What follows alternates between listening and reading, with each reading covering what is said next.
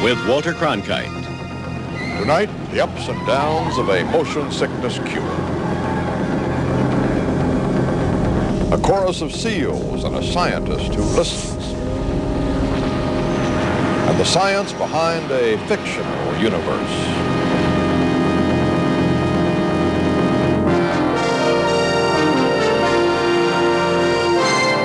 If you have seen this season's big space opera, The Empire Strikes Back, then you've seen this intergalactic dreadnought.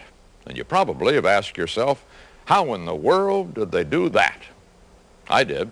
So to find out, I went to the hangar in San Francisco where the Imperial Star Destroyer and other fantasies are parked and readied for their next mission.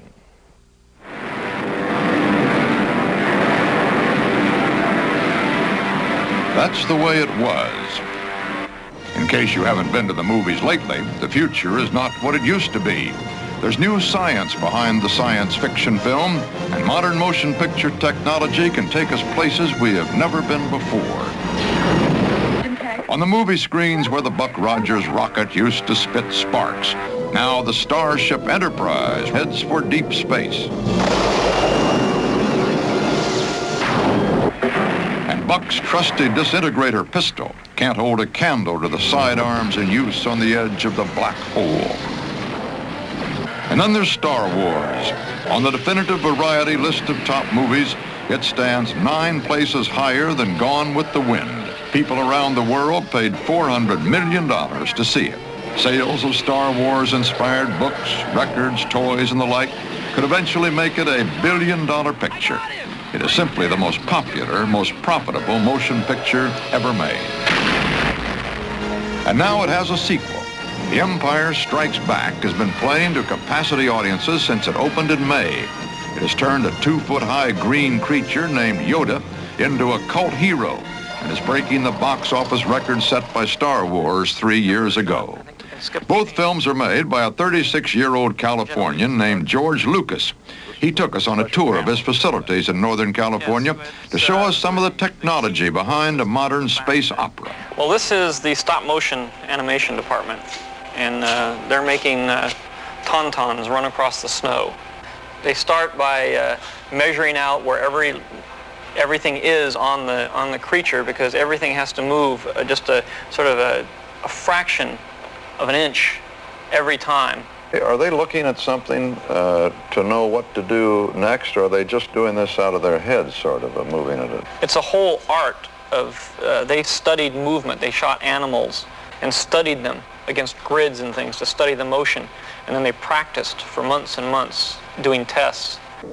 The series of still pictures, each slightly different from the one before, become a galloping tauntaun. As a technology, as a science, it's fascinating, but you're ruining my fantasies.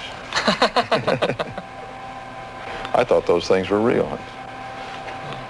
And this is our model storage room where we keep all the models after we finish shooting them. And as you can see, we have... It may be the world's most expensive toy chest. There are spaceships just inches across, others as large as coffee tables. The most complicated models took 4 or 5 people several months to build. Lucas estimates that some of them are worth as much as $50,000. We have a scene where the Millennium Falcon flies along the edge of this ship. And so we had to take this little tiny section down here at the nose, just the bare end of it, and reconstruct it to this scale. And this scale is the same scale as this. So the ship flies along, like that. Well, not quite like that. Before the Millennium Falcon could badger Darth Vader again, special cameras had to be built. The script had to be turned into storyboards with every shot planned out. Props for a whole new world had to be designed. and constructed. Settings for those props had to be painted.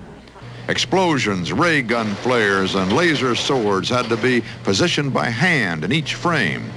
And all the elements had to be combined in a colossal multiple exposure. What are you doing right here? Well, this is where it all comes together. This is sort of the halfway point between when we shoot the film and when it's all put together in one piece. Here we have a reel of elements. As I say, we shoot each individual element. Then they come here to the editorial department and they sync up all the elements. They put them on top of each other and make marks about where they're supposed to start, when they're supposed to stop. Then they send that over to the optical department, and the optical department then puts it together on one piece of film. Actually, go back and we'll look at that. Okay. A painted star field, asteroids on wires, bigger asteroids, a spaceship on a stick. Movements carefully controlled to make the viewer feel like he's moving too. The heart of this entire kind of filmmaking is the duplication of movements. The true star of the new wave of science fiction films is a robot camera. It may not be as attractive, or as clever, or as talkative as its screen counterparts, but it allows movie makers to do things they could never do before. A ship soaring through space actually is the camera moving around a static model. Electric motors move the camera up, down, and from side to side in a sequence preset on a panel off stage. Once the robot is programmed, it can repeat a complex series of movements with inhuman accuracy, time after time. Much of the development work on the system was done by John Dykstra, now head of his own special effects house in Los Angeles. His latest project was the movie version of Star Trek. Can I have the camera, please? This camera system, which we've developed over a period of 3 or 4 years, is capable of performing the kinds of functions that used to take people laborious hours by hand to produce. Nearby, down Dopey Drive on the sprawling Walt Disney lot, is the ACES camera, the robot behind the special effects in the movie The Black Hole. David English is the electronics wizard behind the Disney camera. The operator sits at a computer console and guides the camera from a television monitor. The computer replaces an entire stage crew turning hand cranks and even warns the cameraman if he's about to do something wrong. We did a shot here. It would have taken us 5 weeks to do that filming sequence of 4 different shots. We did it in 2 days. 2 days at $6,000 or $10,000 a day is compared to 5 weeks at $6,000 or $10,000 a day. So faster, and we did it better. We did it better and faster. But that's the real world, a place of accountant-inspired high technology. For George Lucas, such science belongs behind the scenes. We sort of go off on our imaginations, and whatever we can do to entertain ourselves is where we go, whether it's logical or scientific or not. The films have sound and space, and we violate a lot of natural laws just for sort of entertainment and enjoyment effect, which is the prime mover. But it also gives, I think, young people an interest in space generally. The complicated mixture of sophisticated technology, space-age machinery, and starry-eyed fantasy in today's science fiction films just may serve as inspiration for a coming generation of scientists.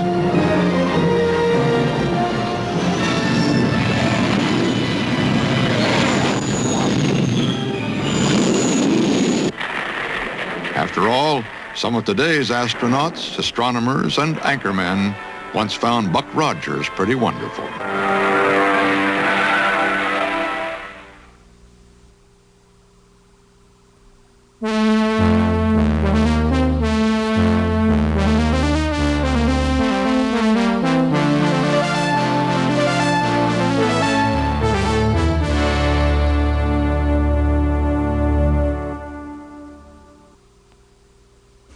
Know how you could save over $300 a year on gasoline?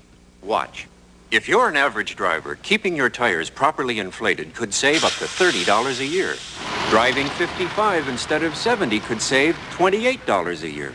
Joining a three-person carpool could save about $270 a year on gas alone.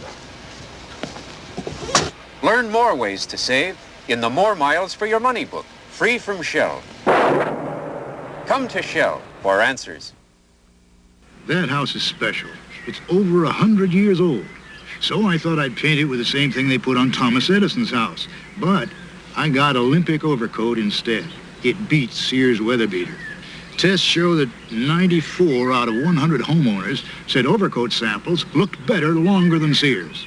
I think a house like that deserves a paint like this. Olympic overcoat, the paint that beat the weather beater.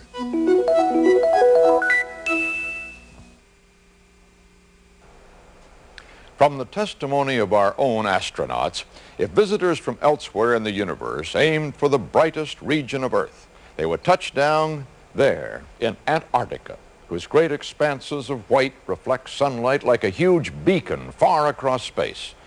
The first creatures the visitors encountered might be a chorus of singing seals, and the next might be a woman who studies their song. Charles Crawford went all the way to Antarctica for this story. An unloved, empty land. There is no anthem for Antarctica.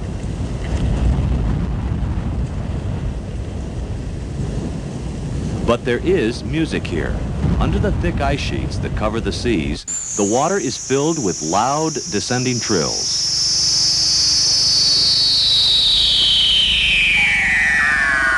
Those sounds are made by seals underwater. Seals are singing, and we don't know why.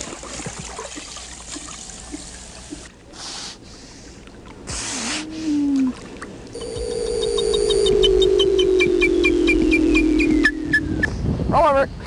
Yep. Are you a male? No, that's a female. Dr. Jeanette Thomas, a 28-year-old University of Minnesota biologist, is part of the team studying the Weddell seals. One of the advantages is, as you can see, you can walk right up to these seals and measure them, tag them, do all sorts of experiments with them. The seals return every year to territories they have staked out along the natural tide cracks in the ice sheet.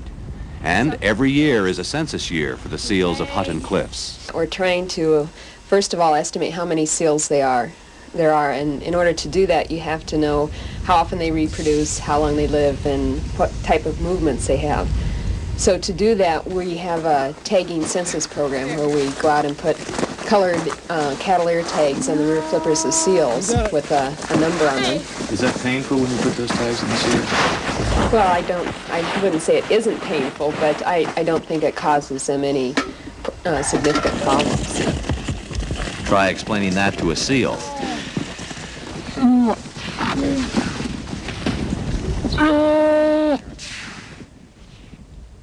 Waterproof microphones and a remote-controlled television camera are set up under the ice. Jeanette Thomas and project director Larry Keekley can watch and record the seals in the relative comfort of a converted fishing hut. In the dim light that filters through 9 feet of ice, the seals become swift and graceful, dancing an underwater ballet to their own cries. A music as wild and strange as any on Earth.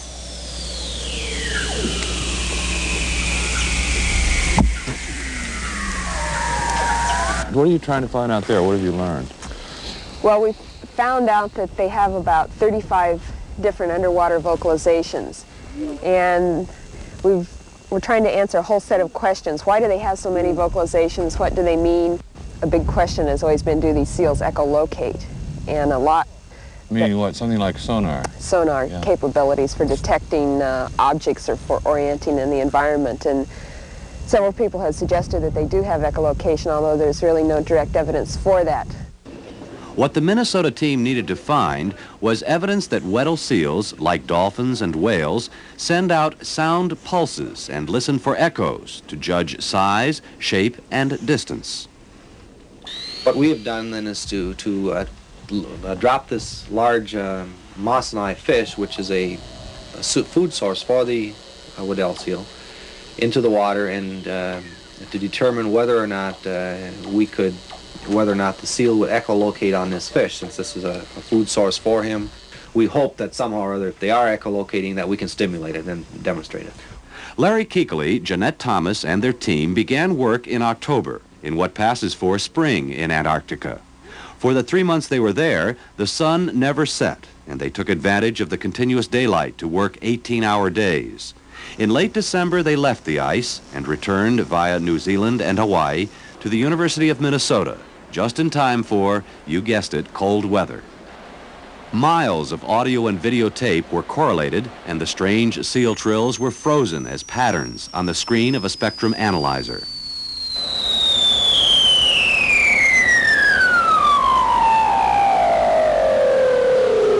For a long time, we had the hypothesis that trills were unique to males and that they must be associated with territorial advertisement. And we've since found, through surveying several seals making this call, that yes, only males are making this call, and the frequencies of these calls are indeed higher during the mating season. And so we have a pretty good handle on the meaning of that call. There are other calls. There's a call that's a knock call. It's one of the most frequent calls that we just cannot identify what the purpose or function of that call is. Nor have they found complete explanations for the ew, mew, cricket call, the growl, the teeth chatter, or other recognizable sounds a seal makes. As for the experiments designed to demonstrate seal sonar, in all cases that we did it, the seals were curious and swam around the fish and would sort of bump it with their nose, but again, made no sounds whatsoever, which indicates, not completely, but at least to a large extent, that these animals are not echolocating in the classical sense. We know definitely they eat deep in the water, and we know definitely that it's dark. And so therefore, they're doing something to be able to locate fairly small fish, which seem to be the primary part of the diet during the winter months. And so either their vision is very underestimated, or we just simply have not figured out how they're using their vocal capabilities to locate these fish. this will be the 10th year biologists will be back studying the behavior of Antarctic seals. In an environment so awful and strange, it seems like a dream, even to the scientists who return every year.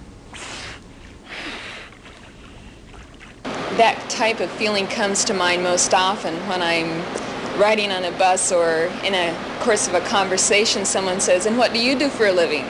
And then I have to chuckle to myself that I work in the Antarctic. In the Antarctic, where under the thick ice sheets that cover the seas, seals are singing, and we don't know why yet.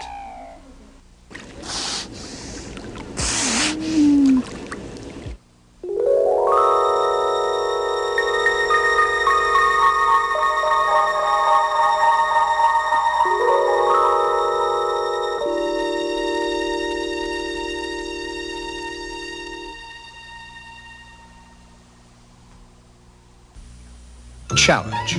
To take your telephone into the 21st century. Is this really gonna work, Dad? Uh-huh. The key is electronic switching. What's it do? Right now, electronic switching helps phones do more things for people. And when I'm growing up? It'll carry most any kind of communication. Words, pictures, numbers. And all over America, we're installing electronic switching at the rate of 1 per business day. The Bell system, keeping your communications system the best in the world. Okay, I'm pulling the trigger. And you're not so tough. I'm pulling the trigger on you. I'm trigger happy with Lysol disinfectant bathroom cleaner. Kills germs on surfaces. Rubs out soap scum. Shines tile and chrome without scratching. Get trigger happy. Get Lysol disinfectant bathroom cleaner. Refills too. Motion sickness, for those afflicted by it, is a misery and a nuisance, but it is not necessarily incapacitating. Lord Nelson, the famous British sailor, destroyed the French fleet in spite of chronic seasickness. And there's a persistent story that Lawrence of Arabia got camel sick. But for some of today's adventurers, especially those who may spend long periods in space, motion sickness can be devastating. That's why, as John Stossel learned recently, scientists are beginning to pay much closer attention to the queasy rider. 1 in every 2 families, according to one survey, has someone who gets motion sick. For most of us, it means little more than mild discomfort. But for a fighter pilot or an astronaut, it's much more serious. Half of Skylab's astronauts got motion sick. And that's why the military and NASA are spending millions on research. And so we went to them to find out more about this confusing problem. Tom Jacobson wants to fly for the Navy, but on his first training flight, he got so motion sick, he passed out. So either you make it in this program and learn here not to be motion sick, or you're out. Right. I either get desensitized to motion here, or I go back to doing something else for the Navy. Desensitized. That means bobbing his head in this chair until the motion no longer makes him nauseous. Of course, why should just bobbing his head make him nauseous? Because this is no ordinary room, as I learn when I try to walk across it, or throw a ball in it. All this becomes clear when you look at it from the outside. It's the Navy's rotating room in Pensacola, Florida. The Navy and NASA are using all kinds of machines to make people sick, in hopes of learning why some motions are more likely to make you nauseous than others, and why some people are more immune than others. They've learned that it has something to do with our inner ear. There's liquid inside these canals which sloshes around as we move. The moving liquid bends tiny hairs in the canals, and that tells your brain which way you're moving. Fine, this helps you keep your balance. The problem begins when the brain starts receiving too many signals, or signals that conflict. For example, in this chair, my inner ear tells my brain I'm spinning, but my eye says I'm not. Hence the signals conflict, and I quickly get sick. The reason for that, okay, all right, we'll stop. Sensory conflict, they call it. NASA psychologist Kathleen Surrey. And it goes into that area of the brain which correlates all these things, and it says, ugh, this doesn't fit anymore. You know, there's something wrong here. And that results in the feeling of nausea and motion sickness. This sensory conflict theory explains how you can get sick in a movie, or even if you get very close to your TV set and watch this. Your eyes say you're moving. Your inner ear says you're not. Likewise, on a boat, people get sick more often below decks. Your eyes tell you everything seems steady. Your ear says you're moving. Reading in a car causes sensory conflict too. Your eyes don't see the motion your ear feels. Why do car passengers get motion sick when the driver almost never does? Probably because as driver of the car, I'm in control of the motion. For example, if I slam on the brakes, I know what to expect. It's more of a surprise to the passenger's brain. This may be why athletes don't get motion sick. They're in control of their motion. They've also built up to it gradually. Here at Ames Research Center near San Francisco, NASA psychologist Pat Cowings is training people to reduce motion sickness symptoms simply by wanting to. It's called biofeedback. When we first bring a subject into the laboratory for training, the very first thing we do is make him sick. As the subject begins to get sick, Dr. Cowings records heart rate, sweating, and blood flow to note what motion sickness does to her body. Then she teaches the subject to avoid the attack by learning to control those responses. Learning to control your own blood pressure or heart rate, says Cowings, is just like learning to play the piano. If you hit the wrong note, that information is sent to your brain by your sense of hearing. It sounds wrong. It sounds wrong. All it takes is practice, repetition, to eventually hit the right keys every time. Likewise, she says, when you can see or hear your blood pressure, you can control it too. When she sees that her blood flow is increasing because the numbers go up, she now has the same completed feedback loop that the piano player has. She simply directs her attention to that finger and thinks about blood flow increasing. The meter tells her whether or not she's doing it right. Feel your hands. Don't think, feel. Constrict the blood vessels in your hands. Work. Increase heart rate. And just because she can see the results, she can control it. That's the general consensus of people in my field. It's really not that difficult. You want a lesson? No thanks. But of the people she's trained, volunteers paid $4 an hour to be made sick, 85% can now control their bodies so they don't get symptoms. Now you've learned to control it. Yeah, I don't get sick anymore. Not at all? Yeah. And you can lower your heart rate and lower your blood pressure and... Yeah. Just by wanting to? Yeah. training is something I can use every day. You know, I can use it to control a headache, or, you know, I know whenever I go out sailing, I'm never going to get sick again. NASA hopes Cowings can use biofeedback to train future astronauts to control their space sickness. But that's for the future. For now, what can we do? Well, motion sickness pills do work, though not for everyone. And you may have to change brands to find one that works for you. And you must take the pill at least a half hour before you're exposed to motion. Once you're sick, the pill won't help. Neither will alcohol. That makes the symptoms worse. What you eat, by the way, doesn't matter. What will work is anything that helps reduce the sensory conflict. Watch the horizon. That way your eyes will see the same motion your inner ear reports. If you can't see the horizon, say you're in an airplane or below decks on a ship, then close your eyes, hold your head steady. Then there will at least be fewer confusing messages for your brain to handle. If all that fails, take heart. The sickness will pass as soon as your body adjusts to the motion. And that seldom takes longer than 3 days.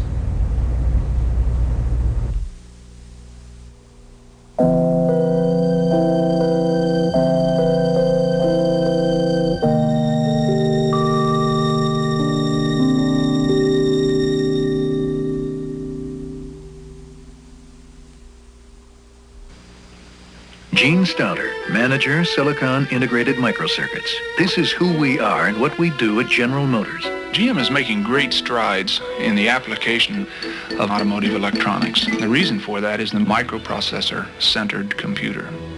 It really opens the possibilities for all kinds of engine advances. The microprocessor will actually be adjusting the pulse of the fuel. It's going to make the engine run with very low emissions. The people in the plant are very highly skilled and totally devoted to what they're doing. It's exciting, and there's a feeling of being on the frontier. It's a fantastic challenge. Billions of semiconductors that all have to come together and be assembled into a reliable product. The 80s have been termed the second industrial revolution. General Motors is right in the center of that. General Motors, people building transportation to serve people. Well, that's Universe for this week. Next Saturday, among other stories, a wonder drug with falling expectations, and the latest thing in arcs. These programs are part of an experiment in sharing some interesting, sometimes surprising things we've found in the world of science and technology. And we invite you to join our search. If you'd like to learn more about one of these stories on your own, we'll be glad to send you a list of sources.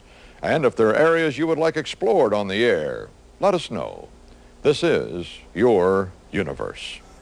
Good night. Luke Skywalker, Darth Vader, Princess Leia, and all the rest of the Star Wars characters may come from a galaxy far, far away, but they're really only 10 years old. And in Los Angeles this holiday weekend, thousands of fans gathered to mark the anniversary of the opening of the first of the 3 Star Wars movies back in 1977. George Lucas conceived the story as a 9-movie epic, and he says eventually he'll get back to work on it. One of these days I'm going to do another 3. I'm just not quite sure when. It's when I get up the energy and get the ideas percolating that fascinate me to the point where I can't stop doing it. 6 more movies to go, and may the Force be with him. Ken Pruitt's off. The markets are closed for Memorial Day. In London, it's a bank holiday. When trading resumes tomorrow, the Dow Jones Industrials will open at 2243.20, down more than 29 points for the week. A steadier dollar and falling interest rates help the market in the pre-holiday trading. Now, 9 minutes after the hour. The Natural, Breakin', and Firestarter. Those movies were the 3 top box office draws in the most recent listings. But that's history. What lies ahead for summer? Fasten your seatbelts and let David Browning be your guide. It is that time of year when so many of the sleek, supremely confident movie executives you saw at the Oscars begin to get nervous. Soon they will seclude themselves, meekly awaiting the verdict of their most savage, merciless, diabolical critics, the teenagers of America. It's summer movie time. And it is clear that in jockeying for their share of the youth audience, by far the biggest slice of the box office pie, filmmakers are following the advice of director Billy Wilder, who said, make the subtleties obvious. No one's flying the plane! There is, first of all, the sequel to Raiders of the Lost Ark. There are so many frenzied youngsters waiting to see this one that Paramount figures it might make $50 million in the first week. There is the sequel to Cannonball Run, car chases, and homage to Cecil B. DeMille, who said, "I will trade you 40 gorgeous sunsets for one good sock in the jaw." Fire, Mr. Scott. There is the sequel to Star Trek.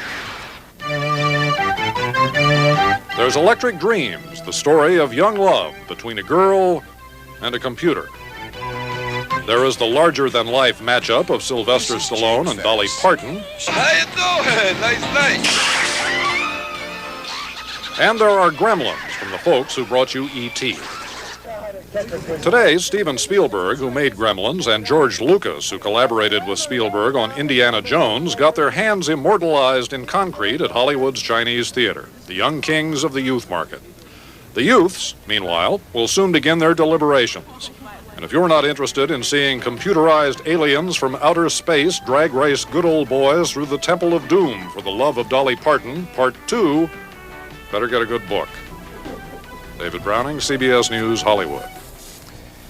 And making the subtleties obvious, that's the CBS Evening News for this Wednesday. We'll be reporting tomorrow from Portland, Oregon. Something about Dan summer Rather, that CBS. brings out Hollywood's most sizzling special effects. They in turn leave lots of fans hot to know how to do that. Well, there are plenty of nifty effects in this summer's movie, so we sent our spy, Pat Collins, to bring back some silver screen secrets. Tell us, Sherlock. Took off my raincoat. Well, how do they do it? You know, that is the question moviegoers have been asking from King Kong to Frankenstein to 2001 and Star Wars. With more sophisticated technology, it's now possible for the special effects wizards of Hollywood to match the imagination of the top directors and create a world of creatures and even a new universe for the likes of Steven Spielberg and George Lucas. Since the advent of television, the movie business has come to rely on special effects to give the audience what it can't get watching television. In the last 10 years, as movie audiences have grown younger, films with tricks have become the big money makers. And of the top grossing films of all time, 8 are special effect movies. In this summer's batch of flicks, the wild scenes extend from the underwater anthurians of Cocoon to the ski slopes of A View to Kill. It's pretty neat, huh? Struggle! Struggle!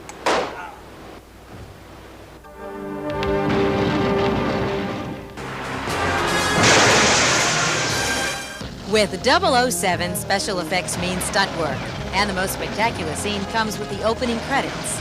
It took 8 weeks in Iceland and a crew of 50 to shoot the film's first 5 minutes. 4 expert skiers were Roger Moore's stunt doubles. Anything to do with skis, you know, Willy Bogner, who directs those particular sequences, photographs them, you know, is absolutely brilliant. You know, he's a man who films from a set of skis as he's tracking alongside you, not looking where he's going. I was on the Olympic team for 8 years in Germany, and I had no problem with skiing. So I thought, why don't I try to ski with the camera, just holding the camera free in your hands and go down the slopes at pretty high speeds. And it worked out really beautiful. The thing for me is that there's so many special effects that we don't realize it's special effects when we watch the movie. Brian Brown plays a special effects designer in the upcoming movie FX. And for the role, he's done his homework. You'll see someone shot or their face will get blown away or something like that.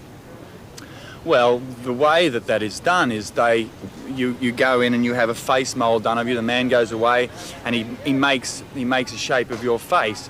And often as not, there can be an explosive put under the little piece of mask that's there that will rip out a section. More difficult to create were the dying alien creatures in Cocoon, created by Industrial Light and Magic, which set an industry standard with the Star Wars movies. For Cocoon, they made 2 puppets. A life-size one was built with air sacs through which technicians blew air to create a breathing effect. A smaller Head and Shoulders puppet was used to show emotion, its facial expressions controlled by cable.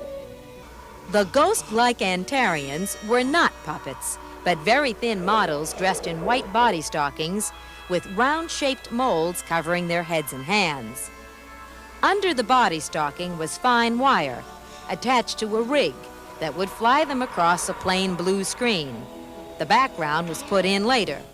Unlike Cocoon, the aliens in Life Force are decidedly unfriendly and in part mechanical. This is the first fully articulated arm used in a movie and works just like its human counterpart. The arm is operated by a radio control device that resembles a real hand and can duplicate its exact movement. In Life Force, the biggest special effect of all was the burning of London. Designer John Dykstra built a 6-foot model of the city and then burned it down. In that case, we were running the cameras at 120 frames a second, which is about 5 times, or close to 5 times, as fast as a normal camera runs, which makes the buildings, which were about 1/5 scale, look 5 times bigger. Dykstra put screaming actors in front of a blue screen and then combined that footage with the burning sequence to show Londoners escaping the flames. For Return to Oz, the most difficult assignment was getting a rock to talk. That's where something called claymation came to the rescue.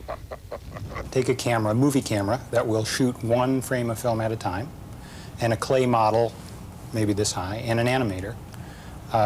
You take 1 picture, and then the animator actually will reach in with hands or sculpting tools and move the clay a little bit. Get out of the way, take a picture, reach in, move it a little bit more, and do that over and over again for as many hours or days as it takes. And then when the film is projected, all those frames at normal projection speed, you get the illusion of motion.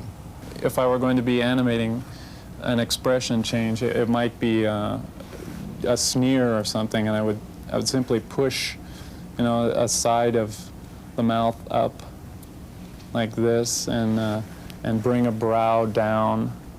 Press, just press in, following the cracks, and then obviously I'd be much more careful than this, and it would take a lot longer. But then I would go back in with a rock and push a texture back in so that it looked more rock-like. Making it look real, that's the job of the special effects wizards of Hollywood. Well, the best effect is one you didn't realize was an effect. And in fact, the pieces that are the most effective in film history are pieces where you were kind of sucked in and you believed that the effect was real. That's what we're trying to achieve in all the things we do. With so many special effect movies and the need each time to keep topping themselves, there's more secrecy now, Phyllis, attached to the behind-the-scenes operation with these films. And when our producer, Vicki Samuels, went up to Industrial Light and Magic, and their headquarters is out there outside San Francisco, she was not given an address. She was picked up on like a little golf cart and driven into the complex, and they drove her around a lot to disorient her. Then she went into a building. They put a paper bag over her head with just a little eyes out in the nose, so she could breathe, so that she couldn't have any peripheral vision or not see what was on either side of her. So you really were a spy. So she really was a spy. And in all of the other people that we interviewed, I would ask, like, how did you do this effect? They'd say, well, we've told you this much, and we're not going to tell you anymore, because there is a lot of secrecy. But the thought that occurred to me, like on The Talking Rock and Return to Oz, and it must take an incredibly long time. An awfully long time. Oh. And now they're going to do a full feature claymation movie based on the stories of Mark Twain. So that's going to take a very long time. And on the London, the city of London that he was going to burn, what if he didn't like the way they shot it? Did he have to go build it? I mean, they're all one-take operations. That's right. Yeah. You do it right the first time. Okay, very fascinating stuff. Thank you, Pat. Very good. It's now 14 minutes before the hour. We'll be back.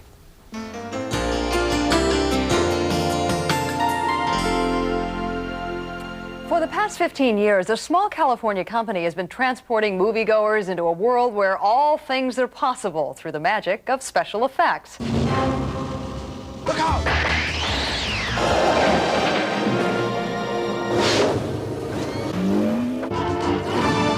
From Star Wars to the adventures of Indiana Jones, Industrial Light and Magic has introduced us to a who's who of movie characters. E.T., the extraterrestrial, Roger Rabbit, and Ghostbusters. They've boldly taken us where no human has gone before. And now for the first time live, television cameras are being allowed into ILM. And joining us from San Rafael this morning is Scott Ross, the general manager of Industrial Light and Magic. Good morning.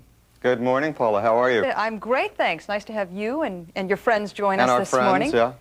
how do you start this whole process? We see those three folks that are very familiar to us right there. Where does this all start? The way in which one starts is by putting pencil to paper. For example, you know, in Willow, we put together storyboards that showed the director and the executive producer how we would transform, let's say, a goat into another creature and finally another creature. And it went through 3 or 4 different transformations, a tiger and then finally into a woman.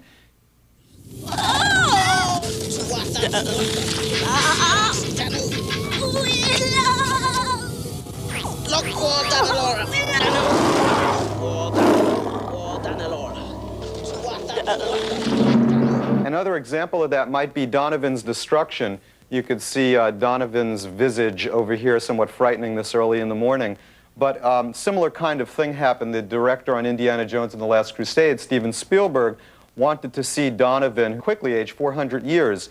And so we put together some fairly complex storyboards showing Mr. Spielberg how that would happen.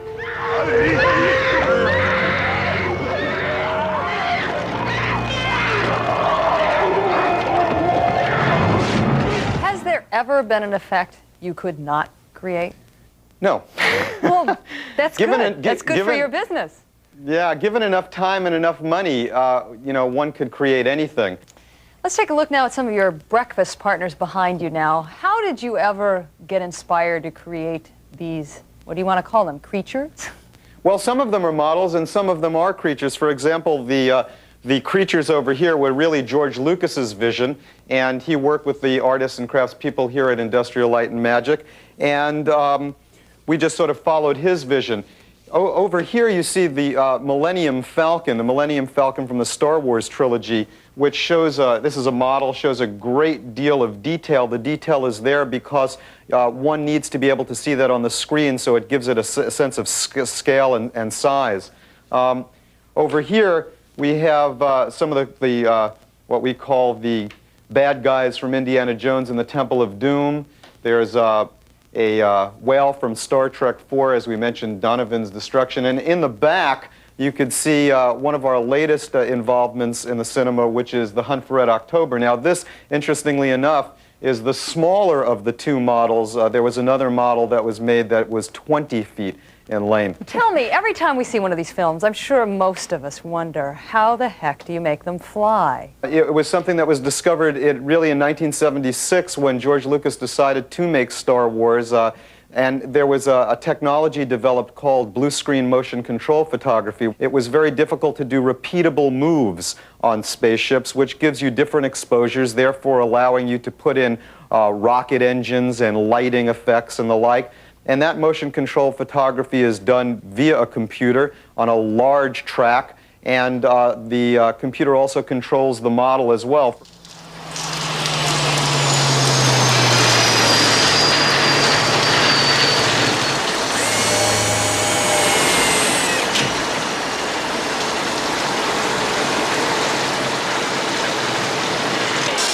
First, you've got to get out and change clothes. ILM has, in a sense, defined what this technology is all about. What's next for you guys and gals? The involvement in computers has become something that has really taken us yet to the next level. For example, we're up for an Academy Award for 2 projects. One is Back to the Future 2 and the other is The Abyss. And in The Abyss, we created a being that was totally put together using computer graphics. So we see computers playing a major role in special effects, visual effects in the future. So what you're saying is we're going to continue to see things we've never seen before.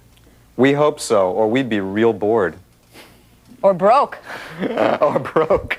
Scott Ross, thank you so much for getting up so early in the morning to be with us. Thanks a lot. It was a pleasure. Nice trip. Go back to bed.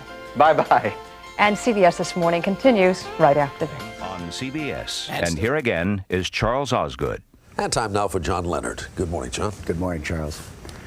If the keyboard you play with belongs to a harpsichord instead of a computer, there is no reason to leave your home entertainment center for The Matrix.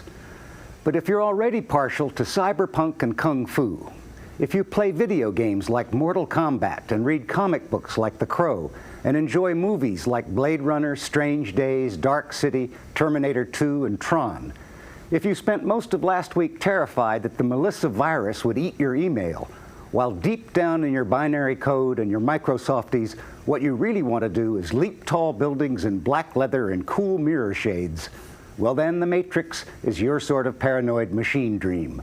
Terry and the Pirates meet the Borg. Meet Keanu Reeves, who sleeps through a day job as a computer programmer for a major corporation, while at night uplinking to the datasphere and downloading naughty software. Help! To his own heroic stupefaction, he is simultaneously pursued by the usual men in black, including Hugo Weaving. I'd like to share a revelation that I've had. As a sort of Blues Brothers Dick Nixon. Human beings are a disease, a cancer of this planet. You are a plague. So what if he makes it? No one's ever made the first jump. And by a guerrilla band of subversive hackers, including Lawrence Fishburne as Morpheus. Free your mind. A combination of John the Baptist, Che Guevara, and maybe Yoda from Star Wars. Whoa. And Carrie-Anne Moss as Trinity, a ninja assassin, semi-Demi Moore. This can't be. Be what? Be real? They're all wondering if Keanu is the one. The one what? The one, of course, to lead enslaved humanity out of its thraldom to the Matrix, which is a programmed virtual reality in which we dream that we are living in 1999, whereas it's really 2 centuries later, in a toxic world in which Homo saps are harvested like batteries by machines with an artificial intelligence but no sense of humor.